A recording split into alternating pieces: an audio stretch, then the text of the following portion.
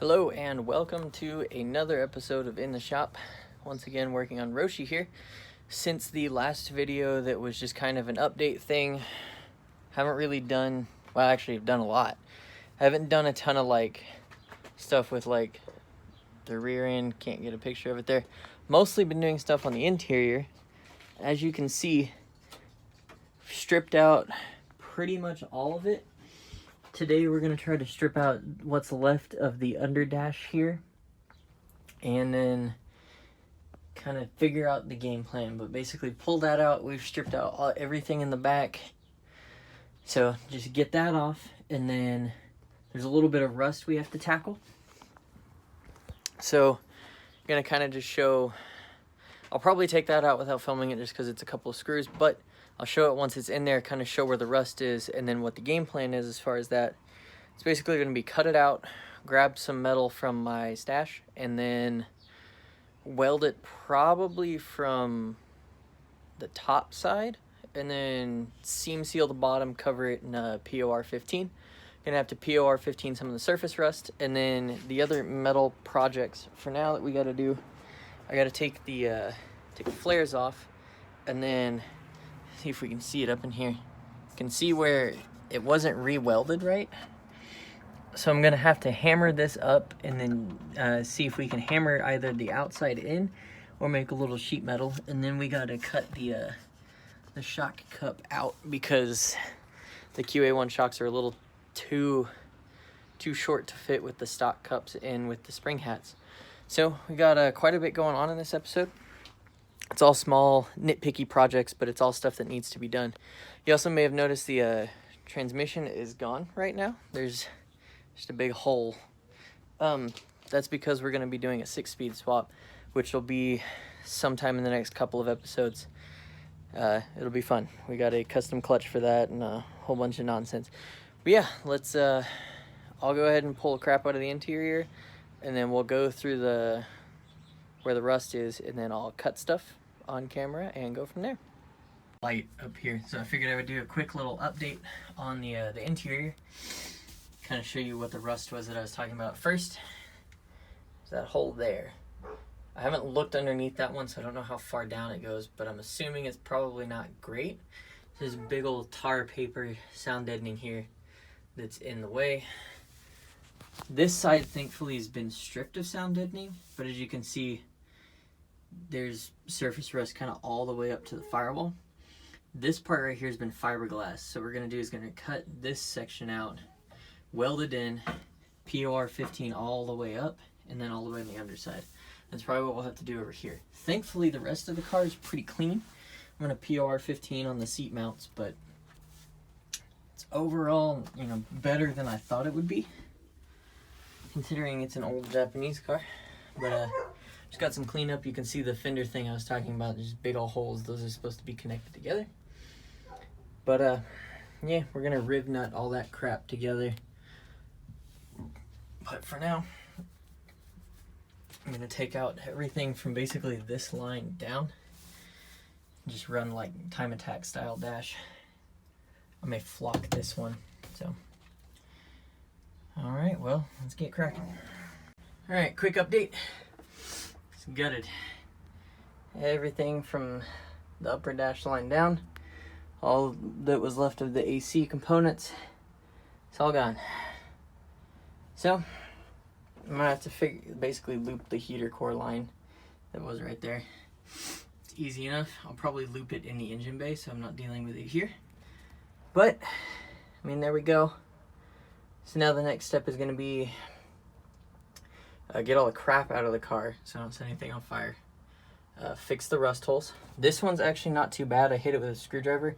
It's really just this little tiny hole right up here. So I may patch that, just zip around it a little bit, patch it, POR 15. That one's bigger.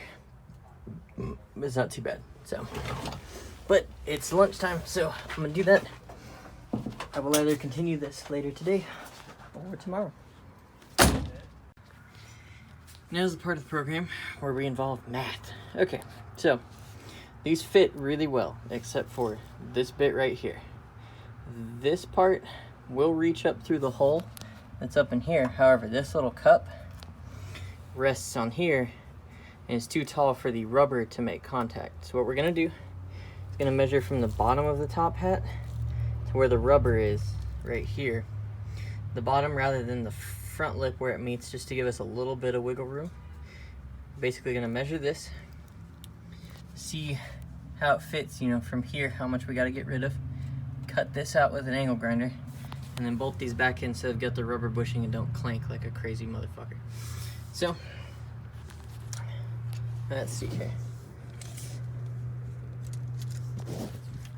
You can see if we eyeball it, we're about, call it 1.75 inches. So, now we'll just bottom tape out up there, and as you can see, it's pretty much 1.75 inches. So we're just gonna go ahead and lock that whole motherfucker out of there, and we'll see how it goes.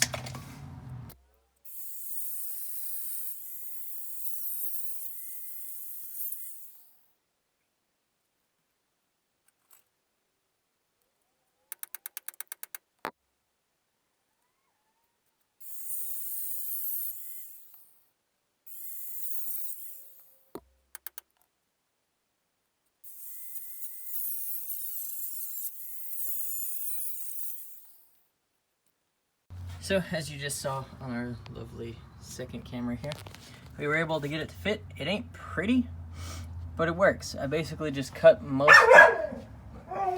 Lily wants attention, little baby. Lily. Shh.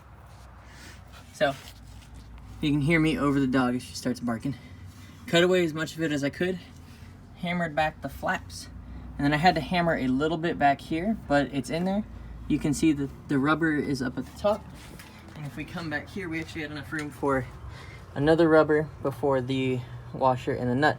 I may double nut these. I've had these back off before on other cars, but that should do it there. You can actually see a little bit of where I hammered here. The next thing we're gonna need to do, now that we know that that works, is some kind of brace across, tying those together, and then hopefully down to the middle, just to make it a little more uniform. There we go. I'm not going to film the other one. There's less space on that side of the garage, close to the wall and all that. But now that we know what to do, basically just cut, hammer, and then get it to fit.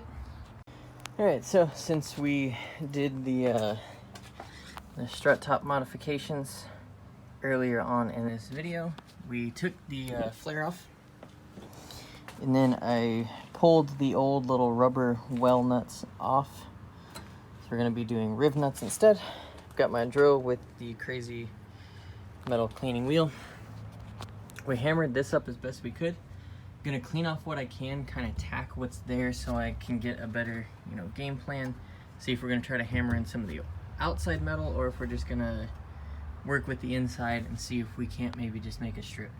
But yeah, I'll get the GoPro set up and kind of show cleaning, and then the prep and first bits of weld.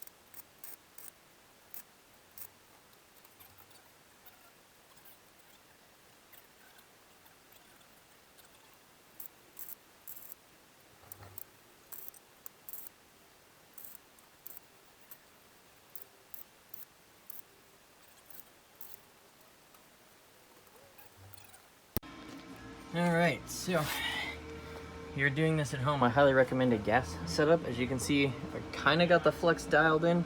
It's enough that we don't have the flex anymore. We come back here where it's not welded, you can see it flexes, but getting it, got a little bit more here and then some here. We're not doing it all the way around, and then I gotta do the other side. But as you can see, there's a little bit of flex here. And on the side that's not welded, it moves a lot. So we're trying to fix that. But we'll cut back once it's all done, and then we'll start on the floor. So everything's been welded all the way up on this side and all the way up on this side. This side was a little easier. I was able to get the fitment between the inner and outer lip better. It is ugly as all hell, but gonna have flares covering it, so yeah, and it got rid of the flex entirely, so the back half of the car is actually, you know, how it's supposed to be now. So our next step is going to be pop in here, out the handy dandy light. Gonna cut that hole you can see there, and then there's one up here in the passenger side, or driver's side, a little tiny small one over here. Gonna cut that up and then make a couple of patch panels, tack that in, get it ready for seam sealer and POR 15 treatment on the floor pan, and then that'll be pretty much it for rust repair. This car was actually pretty clean, and then we can begin this bad boy, swapping that in, so that'll be fun. Anyways, gonna go ahead and cut the holes, film that with the GoPro, just kind of time lapse it, go ahead and cut both at the same time, and then we'll cut back when I'm making patch panels.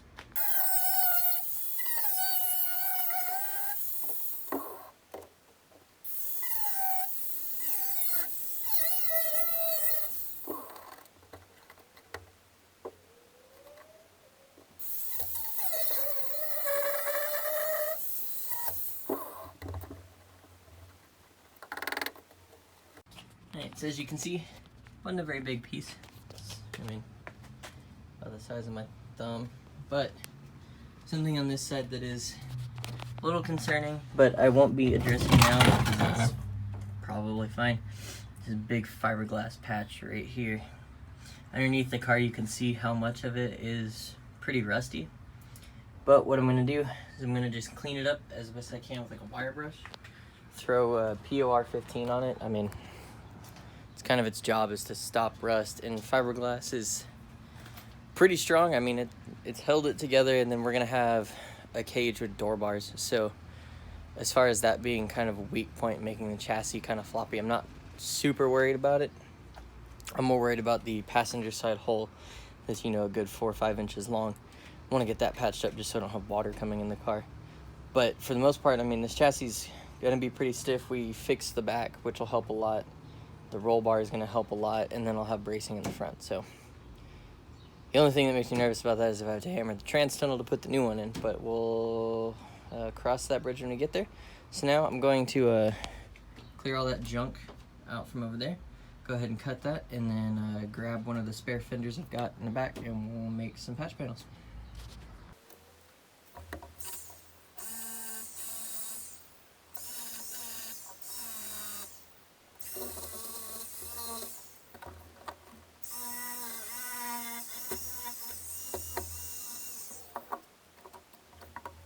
Alright, so started with that little baby hole over there. You can see the surface rust up here to get POR'd. Came over here, found another little hole right by the trans tunnel, and then that was the big one. It went up pretty high. I think we got it all cut down to clear metal. I'm not sure I'm going to be able to fix this bit as perfectly as I want. I'm just going to try to hammer it back in place, but it's better than it splashing water in here, so, you know, going to kind of clear out some of the sound deadening that's still here so I have a good spot to weld to, clean up the metal, and then, I mean, I'm not going to try to match these ribs or anything. It's just going to be a real janky little patch that's going to just get hammered in there and then seam sealed from the other side. Alright, so got the holes cut. So that's good. We measured them up. Well, I measured them up. And then I needed some metal, and so I grabbed this guy from my scrap pile. It's a Bug-Eye sedan front fender. Yeah, the ones with the cool box flare. This one got a little toasty. It was actually going to get refinished along with its driver's side buddy to go on my wagon, but I decided I want to get a different car rather than mod the hell out of the wagon. So, cut that up. It's actually pretty good metal underneath all that burnt. Got piece, and then the other piece is right there. Going to run to lunch, and then come back, clean this all up with the crazy spinny drill bit thing of death there, and then weld it in.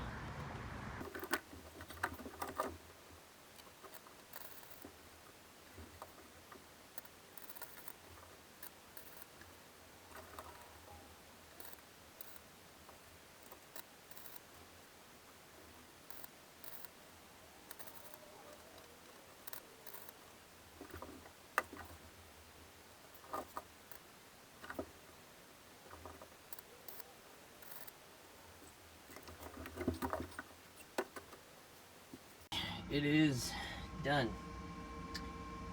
Patched, and patched. You can see I had to add a little piece right there. Overall, it's not the best welding. I'm not exactly super proud of it, but I did the best with what I got. Using that welder, it's set as low as it will go with flex core, and it's still just too much because it's technically the lowest settings for like 18 gauge, and this car's made out of like 20. So I did the best with what I got. If I had a gas bottle, it'd probably go a lot better, but it's all really solid. The plates aren't moving at all, so I think once they're seam sealed on the other side, it'll be fine. This is gonna get a covering where the ECU and stuff's gonna mount anyways, and then that side's gonna get one of those like flat floor heel plates, so it'll all be hidden. It's mostly just so the rust would stop spreading and I didn't have holes that were gonna let water in. So overall, that's it for now. As always, remember to like, comment, subscribe, and we'll catch y'all next time where we try to put a 6-speed in this thing.